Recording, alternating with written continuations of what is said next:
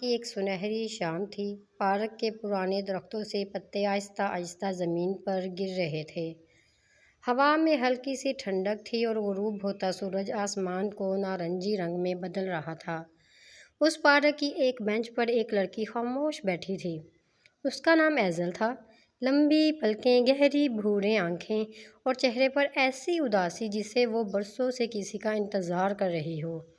اس کے ہاتھ میں ایک سفید لفافہ تھا۔ وہ ہر چند لمحوں بعد اسے دیکھتی، پھر آہستہ سے سینے سے لگا لیتی۔ یہ وہ خط تھا جو اس نے 3 سال پہلے لکھا تھا مگر کبھی بھیج نہ سکی۔ اسی شام پارک کے دوسرے دروازے سے ایک نوجوان اندر داخل ہوا۔ اس کا نام ریحان تھا۔ سادہ لباس، پرسکون لہجہ اور آنکھوں میں عجیب سی تھکن۔ وہ ہر سال اسی تاریخ کو اس پارک میں آتا تھا کیونکہ یہیں اس کی زندگی کی سب سے خوبصورت یاد چھپی تھی۔ 3 سال پہلے اسی بینچ پر اس کی ملاقات ایزل سے ہوئی تھی۔ اس وقت دونوں یونیورسٹی کے طالب علم تھے۔ پہلی ملاقات ایک کتاب کی وجہ سے ہوئی تھی، دوسری ملاقات ایک کپ چائے پر، اور پھر آہستہ آہستہ دونوں ایک دوسرے کی عادت بن گئے۔ نہ بڑے بڑے وعدے، نہ چھوٹے خواب، صرف احترام، اعتماد اور خاموش محبت۔ ایک دن ریحان نے ایزل سے کہا، اگر کبھی ہم بچھڑ گئے تو میں تمہیں ڈھونڈنے ضرور آؤں گا۔ ایزل ہنس دی تھی، اور اگر میں نہ ملی؟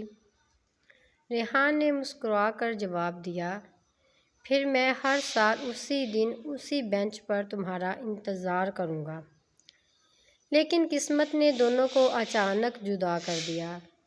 ایزل کے والد کی ملازمت دوسرے شہر میں منتقل ہو گئی، اتنی جلدی کہ وہ ریحان سے آخری بار مل بھی نہ سکی۔ اس نے ایک خط لکھا جس میں صرف ایک جملہ تھا، میں تمہیں چھوڑ کر نہیں جا رہی، میں صرف حالات سے ہار رہی ہوں۔ مگر وہ خط کبھی بھیجا نہ جا سکا۔ اب 3 سال گزر چکے تھے۔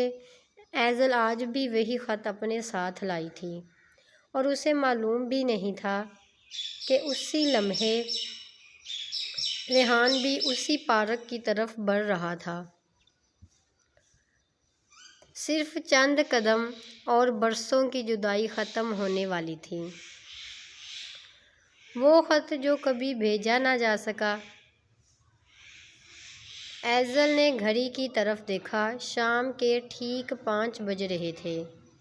ہوا کے ایک نرم جھونکے نے اس کے ہاتھ میں موجود خط کو ہلکا سا ہلا دیا۔ اس نے خط کو دوبارہ اپنے بیگ میں رکھ لیا۔ شاید آج بھی وہ نہیں آئے گا، اس نے دل ہی دل میں سوچا۔ اسی لمحے کسی کے قدموں کی آہٹ سنائی دی۔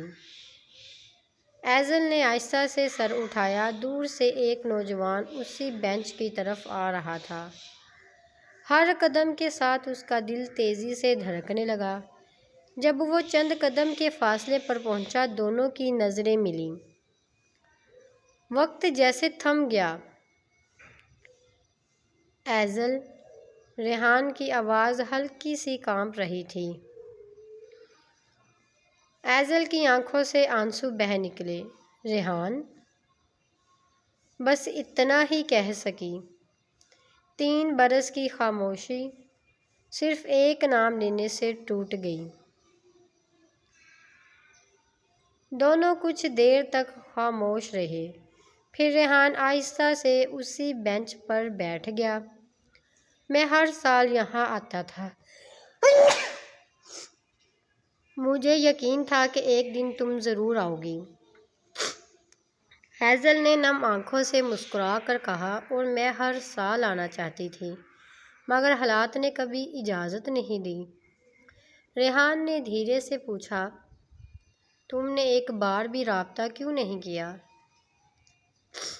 یہ سنتے ہی ایزل کی پلکیں جھک گئیں۔ اس نے بیگ سے وہی پرانا لفافہ نکالا۔ میں نے کیا تھا، مگر صرف اس خط میں۔ اس نے کانپتے ہاتھوں سے خط ریحان کی طرف بڑھا دیا۔ ریحان نے لفافہ کھولا، اندر صرف چند سطریں تھیں۔ ریحان، اگر تم یہ خط پڑھ رہے ہو تو جان لینا کہ میں بے وفا نہیں ہوں۔ میں صرف اپنے والدین کے فیصلے کے آگے بے بس ہوں۔ اگر قسمت نے چاہا تو ایک دن میں ضرور واپس آؤں گی، اور اگر نہ آ سکی تو مجھے اپنی دعاؤں میں یاد رکھنا۔ صرف تمہاری ایزل۔ خط پڑھتے پڑھتے ریحان کی آنکھیں بھیگ گئیں۔ اس نے خط کو بہت احتیاط سے تہہ کیا اور اپنے دل کے قریب رکھ لیا۔ کاش یہ خط مجھے 3 سال پہلے مل جاتا، ایزل نے دھیرے سے کہا۔ تب شاید ہم جدائی کا یہ درد نہ جھیلتے۔ اسی لمحے ایزل کا فون بجا۔ اس نے اسکرین دیکھی۔ اس کے والد کی کال تھی۔ چند لمحے بات کرنے کے بعد اس کے چہرے کا رنگ بدل گیا۔ ریحان نے پریشانی سے پوچھا، کیا ہوا؟ ایزل نے آہستہ سے جواب دیا، بابا کی دوبارہ دوسرے ملک میں منتقلی ہو گئی ہے، اور ہمیں صرف 2 دن بعد یہاں سے جانا ہوگا۔ وہ خط جو کبھی بھیجا نہ جا سکا۔ ایزل کی بات سن کر ریحان نے کچھ نہیں کہا۔ وہ صرف خاموشی سے اسے دیکھتا رہا۔ 3 سال کی جدائی کے بعد قسمت نے انہیں صرف 2 دن دیے تھے۔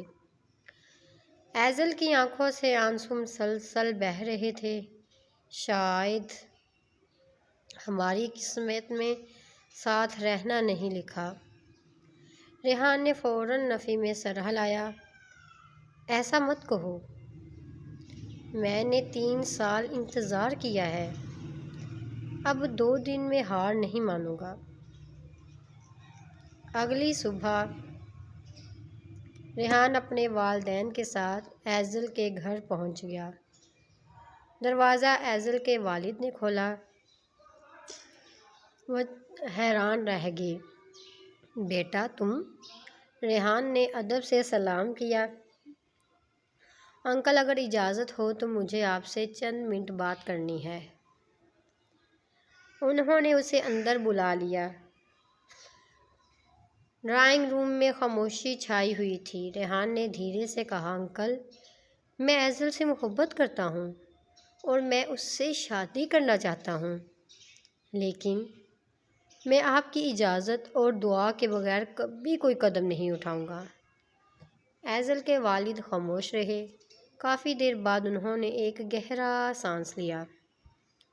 بیٹا، مجھے تم سے کوئی شکایت نہیں، لیکن ہماری منتقلی ضروری ہے۔ میں اپنی بیٹی کو اپنے سے دور نہیں بھیج سکتا۔ یہ سن کر ریحان نے مسکراتے ہوئے جواب دیا، میں نے کب کہا کہ ایزل آپ سے دور رہے گی؟ اگر آپ اجازت دیں تو میں بھی اسی شہر بلکہ اسی ملک میں آ جاؤں گا۔ مجھے صرف ایزل نہیں چاہیے، مجھے اس کا پورا خاندان قبول ہے۔ ایزل کے والد نے پہلی بار ریحان کو غور سے دیکھا۔ ان کی آنکھوں میں سچائی تھی۔ کوئی ضد نہیں، کوئی غرور نہیں، صرف خالص محبت۔ اسی وقت ایزل کی والدہ نے آہستہ سے کہا، ایسے لڑکے قسمت والوں کو ملتے ہیں۔ گھر میں خاموشی چھا گئی۔ چند لمحوں بعد ایزل کے والد کی آنکھیں نم ہو گئیں۔ انہوں نے ریحان کے کندھے پر ہاتھ رکھا۔ بیٹا، اگر میری بیٹی نے تمہیں 3 سال تک نہیں بھلایا اور تم نے بھی اس کا انتظار کیا ہے، تو شاید اللہ نے تم دونوں کو ایک دوسرے کے لیے ہی بنایا ہے۔ یہ سنتے ہی ایزل کے آنسو خوشی میں بدل گئے۔ اس نے پہلی بار سکون کا سانس لیا۔ مگر قسمت کا امتحان ابھی ختم نہیں ہوا تھا۔ اسی شام ایزل کے والد کو فون آیا۔ منتقلی کا حکم اچانک بدل گیا تھا۔ انہیں صرف دوسرے شہر نہیں بلکہ 1 سال کے لیے بیرون ملک جانا تھا۔ گھر میں پھر خاموشی چھا گئی۔ ایزل نے بے بسی سے ریحان کی طرف دیکھا۔ ریحان نے اس کا ہاتھ تھام کر صرف ایک جملہ کہا، 1 سال اور سہی، لیکن اس بار ہم ایک دوسرے سے بچھڑیں گے نہیں بلکہ ایک دوسرے کے وعدے کے ساتھ انتظار کریں گے۔ ایزل نے نم آنکھوں سے سر ہلا دیا۔ اسے یقین ہو گیا تھا کہ اس بار محبت ہارنے والی نہیں تھی۔ ریحان کے چہرے کی مسکراہٹ ایک لمحے میں غائب ہو گئی۔ 3 سال بعد ملی ہوئی محبت کیا پھر سے بچھڑنے والی تھی؟ ہماری ویڈیو آپ کو پسند آئی ہو تو ہمارے چینل کو سبسکرائب کریں۔